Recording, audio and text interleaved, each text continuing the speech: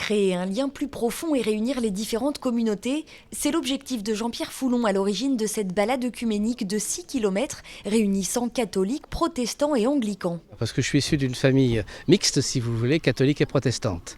Et je trouvais qu'il était bon que les deux communautés se rassemblent au cours d'une marche dite œcuménique. L'an dernier, on a déjà fait quelque chose autour de la Tardière. Et cette année, nous recommençons à Fousset, la même promenade, mais cette fois avec nos amis anglicans qui nous ont rejoints. Parce que je crois qu'on célèbre des fêtes de manière séparément et ça me paraît un petit peu contradictoire dans le sentiment d'unité de l'Église au sens large. La balade est ponctuée de haltes pour découvrir l'histoire des différentes communautés religieuses et notamment celle des protestants contraints de renier leur religion dans les années 1680.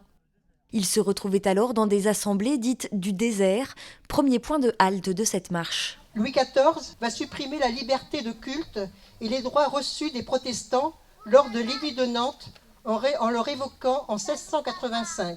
Cet édit de Nantes apportait la paix religieuse en France après les guerres de religion. C'est pour tous l'occasion de se découvrir et d'enrichir sa culture. Pour enlever tout ce qui pourrait être des difficultés que l'on rencontre sur notre ignorance des uns et des autres. J'aime bien être et discuter avec les gens qui sont pas de foi différentes, mais qui ont des perspectives un peu différentes. Pour le père Michel Groslot, prendre conscience du passé qui a pu séparer les différentes branches du christianisme doit permettre de cheminer ensemble pour faire face aux difficultés actuelles. Aujourd'hui, la foi ne va pas de soi, donc c'est important aussi de voir comment les uns les autres on essaie de relever ce défi. Et donc le partage entre nous, c'est toujours important. La cinquantaine de marcheurs s'est arrêtée au temple de Villeneuve, puis celui de Fousset-Péré, avant de se retrouver à l'église de la petite commune du Sud-Vendée.